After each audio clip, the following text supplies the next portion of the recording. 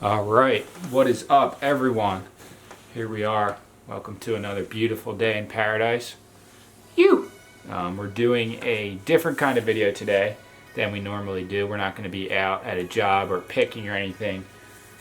We've compiled a list of our greatest finds today. We started realizing in the work that we do in our career that we come across a lot of really great treasures, get for free or literally get paid to take them out of there. So in the foreclosure business, the scrapping business, the junking business, there's a lot of forgotten treasures that just people want gone or lost or forgotten, or just, you know, the person passed away and there's no one to carry on their legacy and no one cares about the treasure, you know, that they once thought was awesome. So we're pretty much the cleanup crew that comes in and gets to decide, you know, what's keep life and what's trash. So here is the top 10 biggest scores of the year, from mostly foreclosure jobs to trash to just being given to us from our friends. So starting off with the first item, number 10, we're going worst. Well, I shouldn't say worst because it's the best 10 items, but worst of the best 10 to best.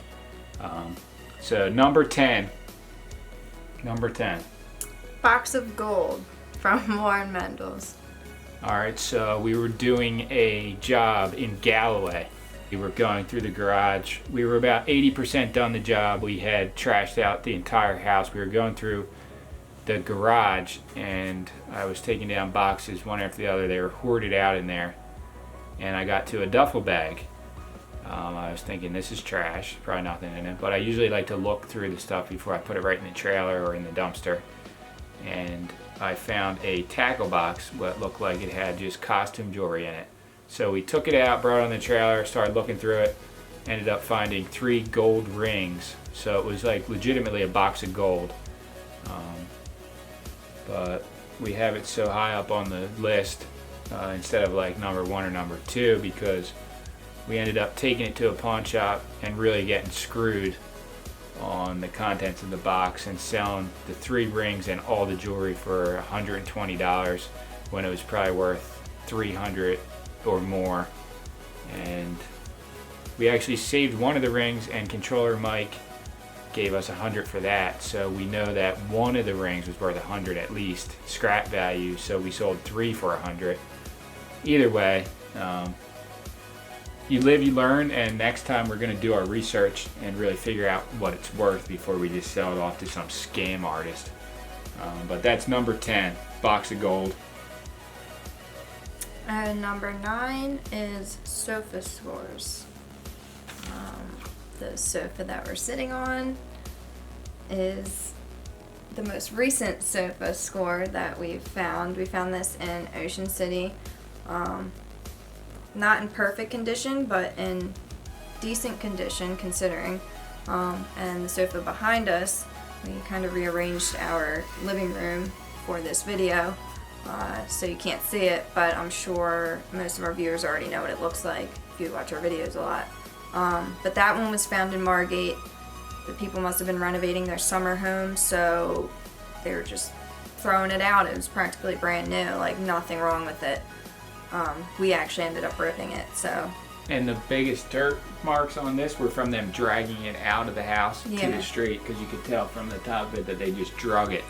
So some of the scores on the list are based off of like what we value it as, not necessarily money value, because these sofas are probably less valuable than the gold, but for us they're actually more valuable because they're some of the most unique pieces of furniture that we've salvaged for free. Or even seen. Like usually people, when they throw couches out, it's because a dog ruined it, or animals in general.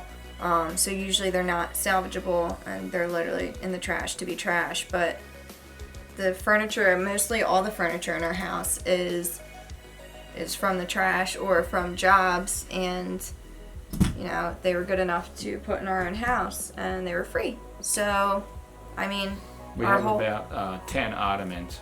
Yeah, somebody online calls us the Ottoman Empire, because literally I love Ottomans. I don't know. I mean, my cats love them, so Sissy sleeps on this one specific one. There's an Ottoman in our kitchen, yes, and she sleeps in there. She loves it, and I don't know, just it's nice to have a whole house furnished for free. It's actually really easy to go trash picking and find decent furniture around here because a lot of people do have money and are willing to throw out stuff from a house they bought that wasn't necessarily theirs, or just throw out everything no matter if it's ruined or not because they want to remodel the house. They just have disposable income, so it's like I could see some places where trash picking furniture is not as easy. Yeah. But, yeah, moving on to number 8. This was the score that we didn't score, but we still put it on the list because it was so insane that these were on this property. We went to a foreclosure trash out bid in Wildwood, North Wildwood. The cops actually got called on us because they thought we were breaking into the house because we weren't wearing like construction uniforms, I guess. But there was 2 BMW'S in the driveway. Estimated value in my head now, I'm thinking back, probably $5,000 in parts without the titles. If we would have just got them and brought them back to our house and just started parting them out, or sold them whole for a couple grand to someone who would just sell them on eBay. But we ended up bidding $800 on the job, and someone undercut us, and we never got the job. But 2 BMWs, one in pretty much perfect condition, would have been a huge score. It really makes you think back at like what could have been if we would have, done it differently and bid it lower. And it just makes you realize what is actually left on some of these properties, what people are willing to leave behind, depending on their situation. Number 7, utility trailer. So that was not a job that we were doing. Our friend Leland and his dad and their crew, this company that they work for. Yeah, they work for a company that buys foreclosure houses in auction, and all the contents of the house have to be thrown out. We've gotten a lot of scrap from them over the years, from multiple jobs they've done, but this time there was a bunch of stuff on it that was actually decent enough to sell. What were you going to say? That's what we were doing. Leland asked us if we wanted to pick up scrap from there, which was nice of him. Like they literally put the scrap aside for us. Some of it we had to pull out and work for, but we got a really good load out of there, including the utility trailer, which we ended up selling. I mean, they helped us and everything put the utility trailer together because there was a top to the actual trailer. And we got another trailer from there. Yeah, we got, what did we get? 2 trailers and 1,700 pounds of scrap, plus a couple other things that we can sell, like a typewriter we still have in the garage. But we ended up selling the utility trailer to a non-profit organization for $300, and we're gonna write off the other $200 because he was gonna buy it for $500, talked me down to $300. And I figured it was worth $500, so the other $200 is just literally charity. That was a good score. It was pretty heavy watching the dude drive off in what was it, a Ford Ranger, or it was a Tracker, it was like a Hyundai. It was like a little 4-wheel drive car, yeah. And he was pulling like a trailer that I was scared to pull with a 1500 truck. It was down the road going like super fast. So that guy was a total legend. We'll show you that video too. But yeah, moving on to number 6. This was a big score that fell through. I would say this was a total dream score. It was a Mustang. Someone's dream. It was like a 64 or something like Rotting into the ground. But it was stuck in the ground. Our friend Fatboy June, that's his claim, his nickname, called us up one day and talked to us about maybe you guys want to scrap this car, blah blah blah. The guy's trying to get rid of it. He's not in great health, so he's trying to move some of his stuff along so it doesn't get left behind. If you guys want to scrap it. So we went over to his house, we checked it out, and I was like, absolutely not scrapping this. I'm going to take this to my dad's shop, store it there, and maybe sell it or eventually rebuild it, which was a pipe dream, I realized, to rebuild.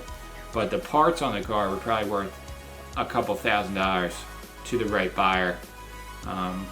So we planned on picking it up, and it fell through, so we never actually got the car yet. So to be continued on the Mustang, but I put it on the list because of how iconic it is to just get a classic muscle car, a Mustang, for free, and we still probably could if we pushed the envelope.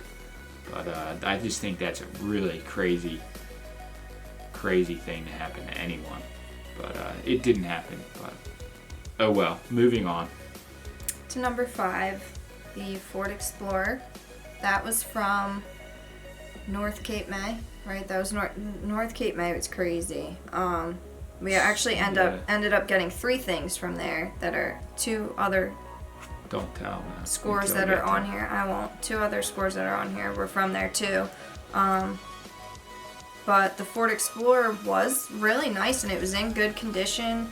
The thing had TVs in it, but that job was so crazy that we ended up getting our friend Mike to help us with it, and in return we gave him the Ford Explorer. Yeah, we went over our head. We saw what was on the property and we got overzealous. So we underbid it. Super underbid it. The bank never told us about the basement, which was traumatizing. More of a job than we bid for the entire property.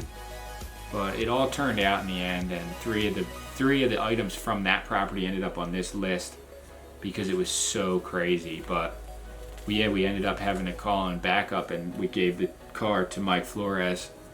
He got it out of there and he made some money off it. I don't know the exact amount, but I'm thinking over $1,000. Yeah, it's crazy to just get free cars. So that leads us to number 4 on the list, which came from the same property. The James Bond boat. So it was like a speedboat, like about 14 feet, I think. But like it sat, like the steering wheel would have been like right here.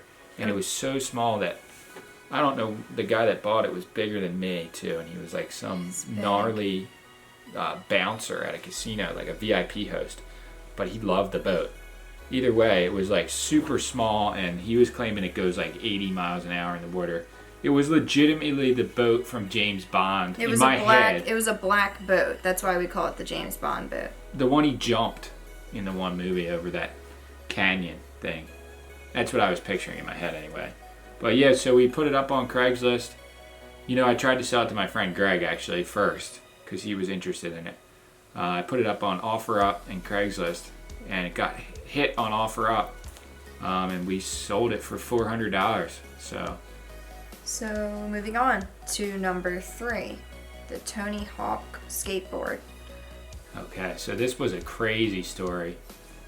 We decided to go out on a trash picking mission out in Avalon to go trash picking. Mostly we find trash when we go there. We found some good bikes, you know, $20, $30, $40, you know, at the max, thinking we're gonna make $100 maximum that day if we find some good stuff. So Sammy said, I think there's something down the street that you just missed. It's a one-way street that you have to hit the beach and then turn your car around and come back out. So I was like, all right, we'll turn around.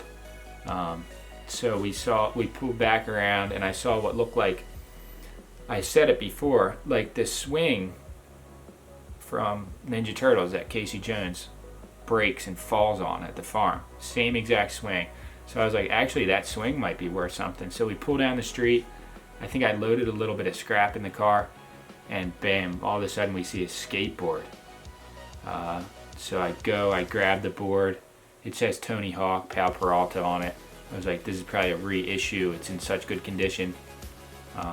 There's no way it's an original. So we take it home.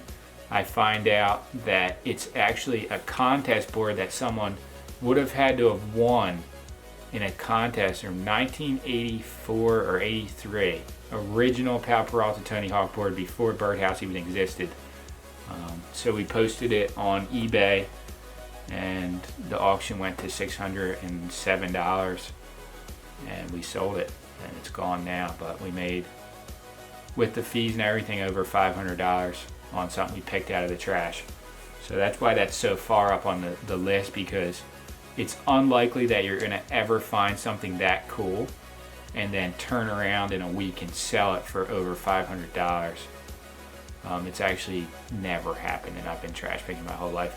I don't know anyone that found a Tony Hawk skateboard even for $100 at like a flea market or anything like that. So B Call found one, but it wasn't a Tony Hawk. Number 2, the Harley Davidson. That was from the North Cape May house too. So yeah, this is what got us going on the job and bidding it so low. So yeah, underbidding it. So we showed up to the job with no expectations at all. We had been sent a picture of a chair, a table, and then there was like a picture of like, I don't even know, like a hallway, and he was telling us to bid it from the picture. So we said, no, we can't do that. We got to go down there and check it out. Our expectations were pretty much zero. Like, let's just drive 35, 40 minutes to, see what's going on at this house. We didn't really have any expectations. So we showed up. First, we saw the boat and the car, which we already mentioned, and our eyes were bulging like, oh, this is going to be a big job. And all I ever see is, money signs, even when something's not worth anything. I'm addicted to junk, so I always think it's worth more than it is. So we opened the shed, and it was like glowing with the music from the piano at the church, and there's a Harley Davidson sitting in the garage. We thought it was too good to be true. I asked the bank agent if it was even part of the job, and everyone, he and the neighbor or the other guy, they all said, yeah, they left it. It's part of the job. So, we thought it was worth, well, I threw out a crazy number because I had no idea. I said $20,000. And I didn't know anything about bikes, so like I just was going with what he was claiming, and I was like, oh shit, we're about to make a lot of money off of this thing. So we underbid it. And then we ended up finding the titles to all 3 vehicles. Mike found them in the house in a shoebox, so that made it even more realistic. But see, I didn't know about the dry rot and the fact that there was green stuff on the bike. It didn't run. The title was maybe non-transferable. So we ended up selling the Harley to our friend for $1,500, I think. And he did a bunch of work to it. And I'm so happy that, like, I know you guys are probably thinking that's too low or like whatever. Everyone has their own opinion. Some people would say I wouldn't even waste my time with the bike. Some people would say it's worth way more. But I'm super stoked and happy for my friend that bought it, because he fully fixed it up and got it transferred into his name somehow through the DMV legally, and rides it around and had so much joy. He brought back someone's dream back to life after years of sitting in a shed rotting away. So the Harley Davidson claim was such a big thing too. Like, I thought it was like the dream find of a lifetime, and it actually was. Looking back, how much joy and stuff I got out of it. We got my dad to go down there and pick it up in his truck, and like his face, and just the whole thing was pretty awesome. And it was a surreal experience. Your dad with the bike on the back of his truck. He felt so cool. It was surreal. And, he went the back way back home and went to Wawa just so he could show off the bike, which I don't have footage of, sadly. But like, he wanted to put it was a Sportster, a 2006 Sportster, a nice bike. He wanted to put it in his nice truck and ride around with it. But it was pretty cool. True story. So now this brings us to number 1 biggest score, and I'd say not even of the year, because it wasn't even this year. It was of our entire lives. And this was an experience that brought me and Sammy so close together, and it really solidified our love, truly. And it's one of the main reasons why I think I pushed so hard to save for the engagement, and it brought us super close, and it was in the end really sad, but it was like a happy sad mixture of just insanity. So I'll let you tell. You sure? Yeah. So ARLO is the #1 score out of anything. Because, so this was last year, right? It seems like forever ago. It was only like, Wasn't even that long ago. wasn't even last year. I'm It was like tearing up already, so I'm gonna try and do this January quick. of like this year. Like it was so not long ago. I don't So- even remember. Turner's grandpa had a stroke. He had a cat. This is his house in PA. Reading, Pennsylvania. So, his grandpa had a stroke. He ended up coming here. So Arlo, his cat, he was left at the house in Pennsylvania, and Turner's dad, who has a house in Pennsylvania as well, was going, back and forth feeding the cat every day. But the cat was basically living in the house by himself for how long? Months. 4 or 5, 6 months. I don't know how many months. Months and months. For a while, basically. But Turner's dad was, so Turner's dad asked us if we wanted to clean out Bob's house and like paint it, and I mean we went back and forth there a lot to work on the house. So as we were doing that, Arlo was always there.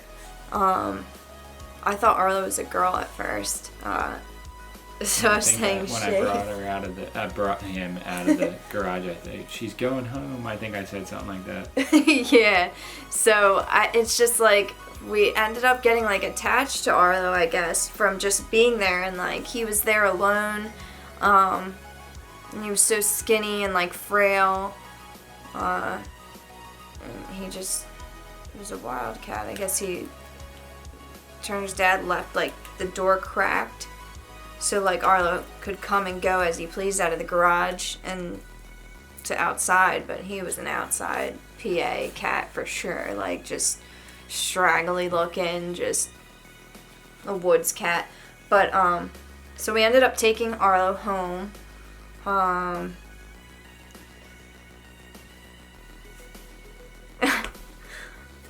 can't not cry. So the #1 biggest score of our lives was Arlo, and here he is. And he stays in our living room on his own table with all his little creatures around him. But he truly was the sunshine of our life, and I would say the crowning factor of the beginning of our whole relationship, and the most important thing that we've ever like experienced together. Like something that was, I don't want to like categorize him with the material items, but KEEPLIFE. Like he was left behind by a bad situation, and we turned it into an awesome thing, and he ended up having mouth cancer. So for the last 4 or 5 months of his life, we gave him the princeship, and we bought him a pound of turkey for Christmas last year. And everybody who's been watching us, as long as we've been together, knows Arlo. He got so much love and so many gifts from our viewers. There's his paw print. Like literally the most loved cat, and he was just so cool. There was just something about him, and I'm sure that showed through the screen for anybody who's been watching. He was just cool. Like he just had this wise presence, which all cats usually do, but he was just, I don't know, he was different, I guess, because he was so old. He was probably like 15, 16 years old. We don't really know. But yeah, that was definitely the biggest score, and I'm sorry, I'm crying. I loved him so much, and I still love him, and I miss him. and really the biggest score for me was Sammy ever, but that can't be on the list really, because it's our scores together. But yeah, thank you guys so much for watching, and hopefully big things to come in 2019, more scores to come. I don't know, this was a big year. I don't know if we're going to be able to beat it. But we'll try. yeah, so, and share your guys' experiences with cool stuff that you've gotten for free or found or trash picked in the comments. We haven't been reading the comments too much, but other people share and interact that aren't us. But yeah, thank you guys so much, and the dream is real. Keep pushing every day.